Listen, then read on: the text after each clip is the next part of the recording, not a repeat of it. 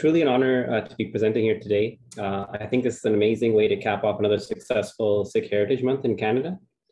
I'd like to thank the coordinating team, especially Harjeet Singh, took out some time prior to this discussion to just kind of fill me in with the details and background for how the Ottawa community approaches its Sikh Heritage Month activities.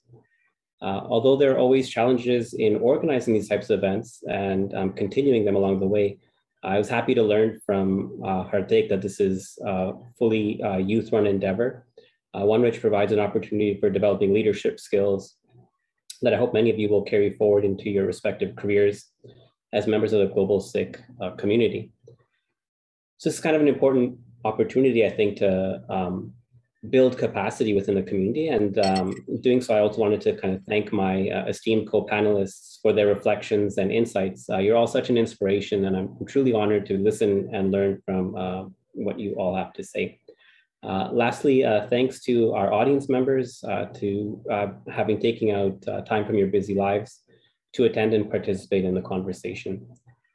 I'll be reflecting on my journey into academia and some of my motivations as a scholar of Sikh Studies from a personal and community-oriented perspective, and kind of reflecting on what I kind of think is a good model for this type of scholarship, a kind of public-facing, engaged scholarship that is concerned about not just the Sikh community, but the communities within which Sikhs live.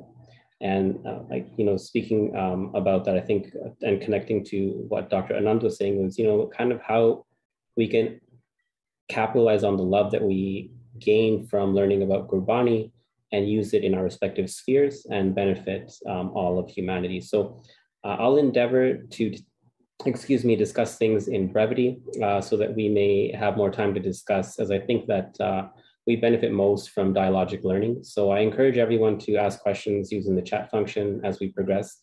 And please, if Harjeet and Snapal, you can keep an eye on that as you have been. I'm not so good as looking at both the chat and carrying on my talk. So please flag that as we go. And if somebody does want to have a question in between, as I'm going ahead, just as Dr. Harjeet Singh had said, feel free, both of you, to interject and have that question asked. So Edmonton's Sikh community is currently dealing with an untimely and tragic loss of a teenager named Karanveer Singh Sahota. Edmonton is where me and my family currently live, although I do teach in Calgary, and I benefit from actually living in both of these cities in different capacities. He was attacked by a group of 7 teens, 6 males and 1 female, at the bus stop outside of his high school, McNally Composite.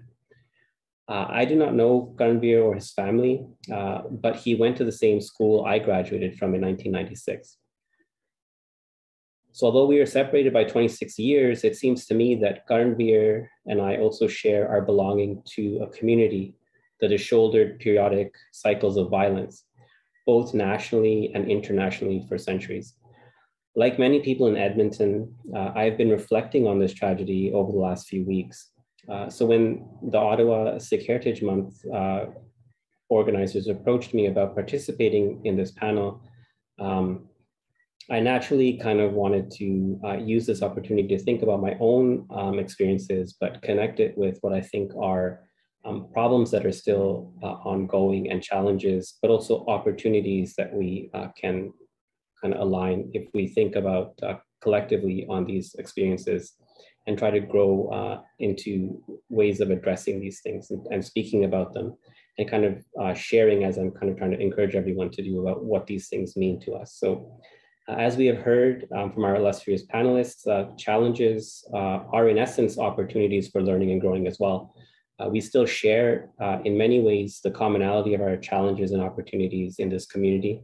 And so thinking about them together with you guys today, I want to kind of carry Karanveer and what his loss represents as I kind of reflect and meditate upon my own experiences in terms of being a young person and trying to overcome things that we face here as members of the diaspora, children born away from Punjab, let's say, and kind of think about that together with you guys here. So to begin with, I want to recognize that self-reflection is actually a beneficial human tool not simply for self-cultivation, but for community development and growth.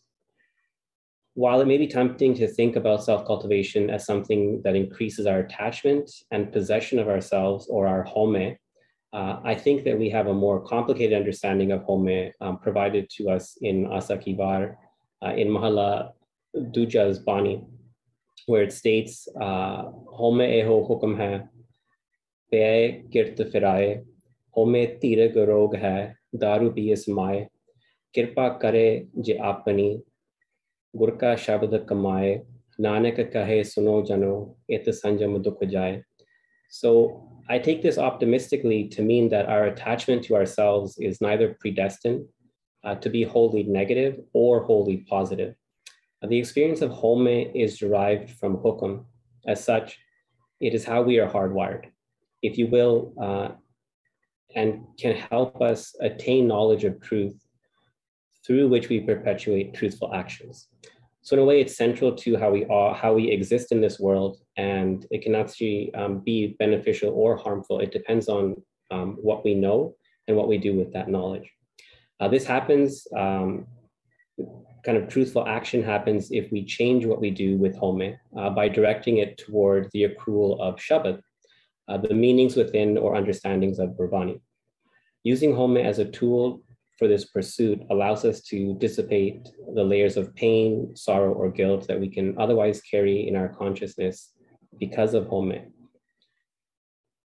I mentioned this kind of to begin with in order to clarify my intention and the structure of my reflection in being less about me per se and more about discussing the journey toward engaging meaningfully with the treasures that are within Gurbani. In Mahalla Noma's shloks, we read, Nar chahet kuch aur ki aure pai, chitvat raho tagore, nanak phasi gal pari. This shlok begins my meditation on how to overcome adversity because it states that we often desire one thing, something else happens, whose impact, again, are altogether different. Nanak, by focusing our thoughts on duplicity, we wear a noose around our necks. Taking this as something to reflect on, how then can we align our aspirations with real impact? Mahalla Pella's Bani gives us one clue. It states, Jinni Satya Vanjaya Gur Pure Sabas, Nanak Vast Pachanasi, Satya Sauda Jisapas. So it actually is talking about such Sauda, which Dr. Anand was just mentioning. Those who barter in the truth, the light of Gur is with them. Nanak, those who bargain in truth are able to recognize things. And that I take to kind of mean recognize things as they are, rather than recognizing things as sometimes we perceive them to be. And again, what Dr. Anand was saying, perhaps just through our sense faculties, rather than as they truly are in the world itself as such. Mahalla Pella's Bani tells us that this world is a dream where we are at play in every instance of our lives, and that we reap based on the extent of the good we can do or the positive impact we have on other living beings. So my family moved to Edmonton, Alberta in the 1980s, just before the province entered into another bust cycle in its oil economy. I was a year or two shy of starting kindergarten when we arrived. When I think about my experience in public school today, I think about perpetual bullying, systemic racism, and structural violence. Memories of fear and eventually revulsion at a system that not only excluded me and exposed me to regular violence from my peers, but also created a desire to tread carefully to make it through each day somehow or another. Regularly being beaten by groups of young boys during recess time, while being cursed at and demeaned as an outsider wasn't enough. It was the accusations by teachers, volunteers, and administrators like principals, vice principals, and counselors that I had somehow brought the beatings upon myself, or that I was a troublemaker and therefore deserved what I got that would continue to confound me as I progressed through school.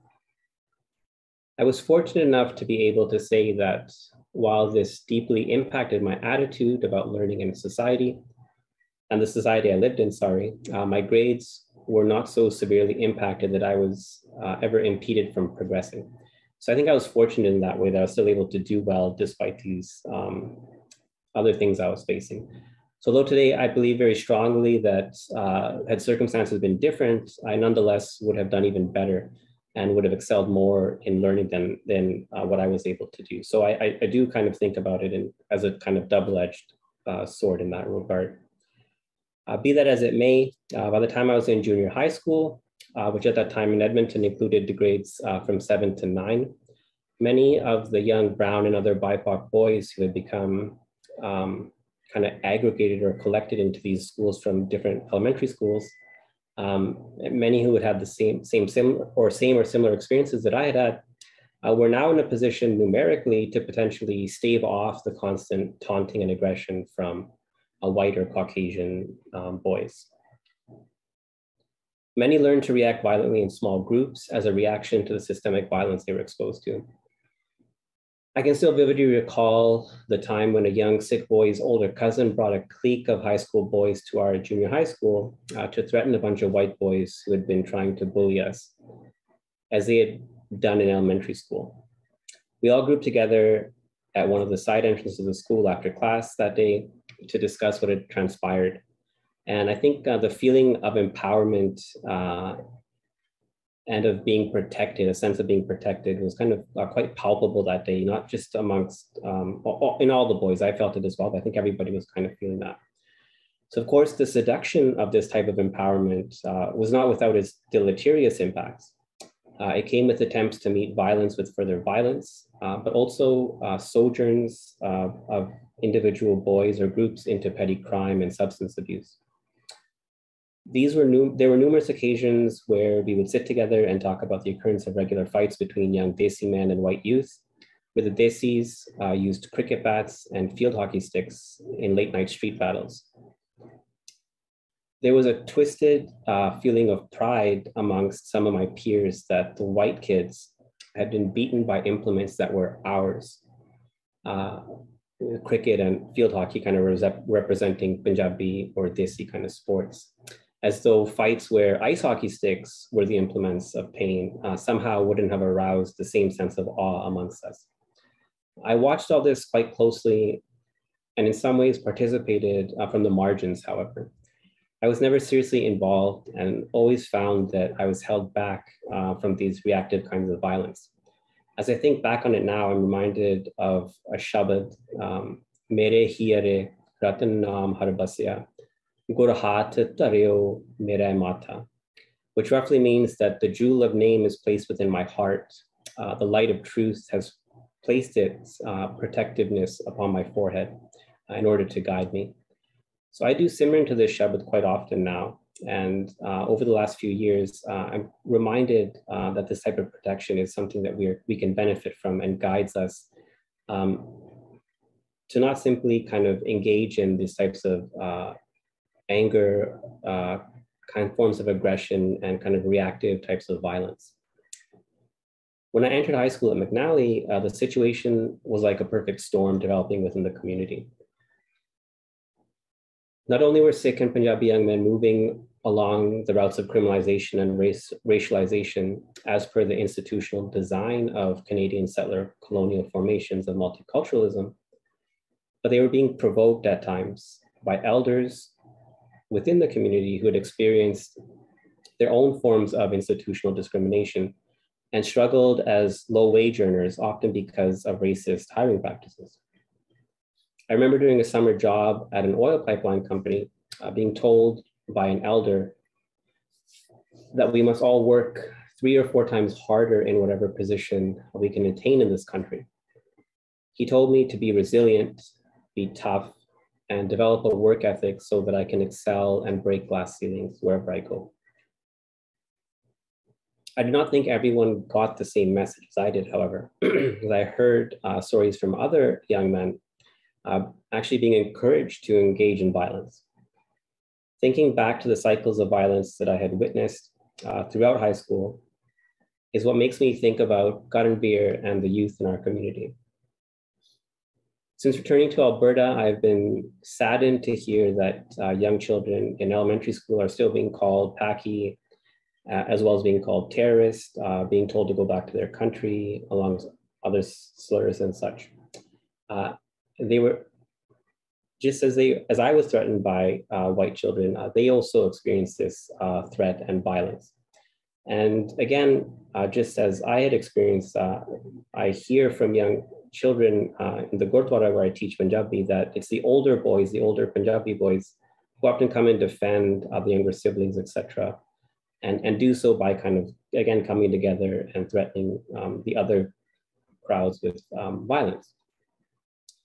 And the ultimate price, unfortunately, is paid by some of our youth as they wind up in intra-group violence, where we wind up fighting amongst one another as Sikhs, as Punjabis, or as BIPOC groups. Our battles with one another, promulgated as they often are by external societal pressures, makes me think about what James Baldwin once said in his book, Notes of a Native Son. And I quote, "To smash something is the ghetto's chronic need. Most of the time, it is the members of the ghetto who smash each other and themselves. But as long as the ghetto walls are standing, there will always come a moment when these outlets do not work." So perhaps it is time for us in the Sikh community to find alternative routes to our frustrations and to think about where and how these walls exist and how they actually perpetuate these forms of violence, and they make us work to be violent or visit violence upon one another in ways that are destructive. So how do I respond to this situation? What did I do to persevere or to overcome the challenges that society put before me? I somewhat reflexively, as I'm doing in this piece that I'm giving here, turn to Gursikhi, to our languages and our knowledge systems, and the practices that are found within these. I found a point of view that directed me towards aiming to benefit all of humanity through researching and sharing all the resources that exist within our tradition. As things progressed and the violence got worse in the community, I had a deeply moving moment where I was overwhelmed with the concern that those of us who are born in migrant families abroad in diasporas risk never having access to our languages, our worldviews and philosophies because of the systematic structures, such as the schools, ironically, that deny us opportunities to embrace and engage with these things. Clearly, I would not have phrased it that way back then, but nonetheless, the deleterious impacts of cultural, religious, and linguistic loss have been empirically shown amongst other colonized communities, such as First Nation tribes across North America, as they struggle to also recover and reconcile with the deep and deleterious impacts they faced from the kind of structural violence that's been visited upon those groups. Academia became my chosen route to pursue recovering and re-engaging some of these lost treasures, as I felt that it was the best way to eventually be able to give back some of that learning to the community and to all of humanity. Having finished my PhD in 2017, I've been fortunate enough to return to Alberta and teach about Gursikhi at the University of Calgary. These courses have created interest among students and the Sikh community to try to create a Sikh research chair, as was mentioned by Sepal. And this was a kind of focus in the community and a focus among the students. And interesting, I think the concern here amongst these groups, these vested groups, was to actually be able to use the institutions where we do face challenges and actually make them into places where opportunities come, a place where we can share Sikh thought and traditions within the community and with the world. So I feel fortunate to be able to play some small role in helping establish something here in Canada. that has the potential to give back to this country for many generations, but also again to the global kind of humanistic world within which we live, and potentially play a role in how we learn to love and care for one another, as Dr. Anand was mentioning. Across all the challenges that I've faced, I should say that I was always able to turn to Gurbani and find a source of succor and sustenance. There may have been times when I was younger, and even times now, where I don't fully understand the portent of these verses, but the ability to engage and learn with them, and learn alongside reading and reciting them has always been beneficial to me. It's been a light that has nourished my mind, removed that darkness of the past events I carry with me, and prepares me for receiving knowledge. Much as we read in Mahalla Tija's Bani, Gurban Gyana na hovai sukh vasai mana, na sukh vasai mana aaye, sorry. Which to me, in this moment, means that without the light of oneness, that there can be no wisdom and no true joy. These things cannot penetrate or grow within our consciousness.